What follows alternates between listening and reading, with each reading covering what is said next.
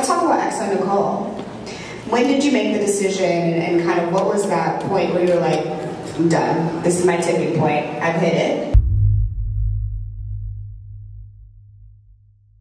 The thing is, when you're a celebrity gossip blogger, and there's nothing against celebrity gossip bloggers, but you live your life as a spectator to everybody else's life. And there's no way you can live your life and have positive interactions with people and joy and a positive outlook when you're always writing about like negative things that are going on, you know, breakups and break babies and cheating and violence. It's just no way you can live a fulfilling life. And when I realized like something greater was on the other side, I just had to be brave enough to let it go. I always tell people you have to give up something to get something. I was like, I gotta do it. I gotta take the leap.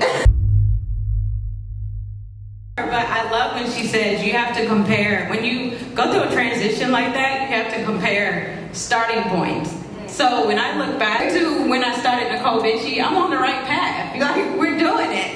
But I was comparing my first year of EXO Necole to my last year at Necole Bitchy, and that was very unfair to myself. Yeah, I've been doing this for a long time, and I think as women, we have to remember not to compare ourselves to other people, really to anybody. That's really my thing. It's like, you don't want to compare yourself to anybody, but definitely not the people you see on TV or on Instagram. I started NecoleBitchy.com when I was 27 years old. So that was sleeping on couches for like 10 years. Overnight success is 10 years. Right. You got it, Nick. Woo. Let's go. Woo.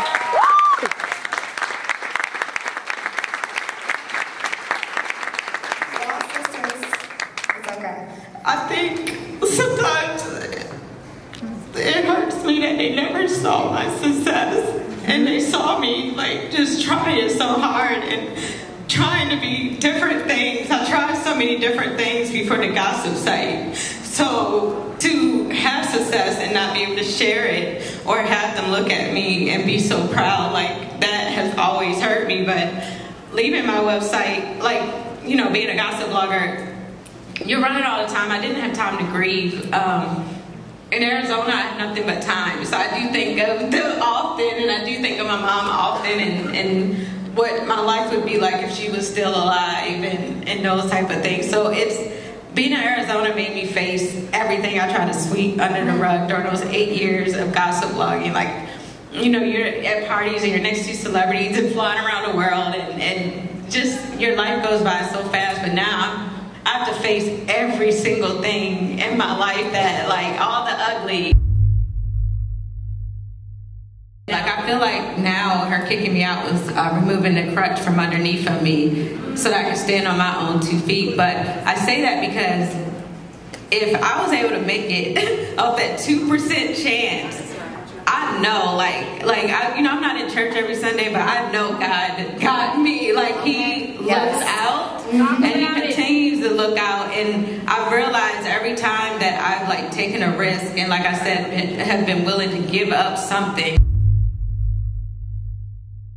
I'm in Arizona right now. I got my dream car, and it's paid off, and I have a nice loft, and I'm about to give that up and sell everything that I have in my loft, and I'm about to sell my car when I get back from this conference next week, and I'm starting over, because I know when you give up something, you get it back, and even tenfold. So I know it's all about just the sacrifices that you're willing to take, and if you unattach yourself to these material things, these titles that make you like people.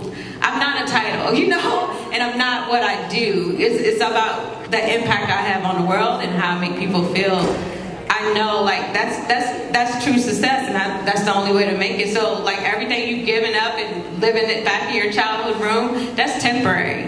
And I always remind myself, every time I have to, like, oh, I gotta go live with, like, 8 roommates, it's temporary. This isn't gonna last long.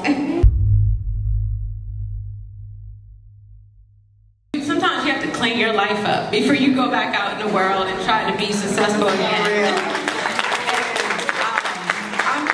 I know, like, I've had a lot of things taken away from me, and I sacrificed a lot during this transition, but I know God got my back, and He's about to replace things and give me I'm sure your parents will be so proud of you. Woo!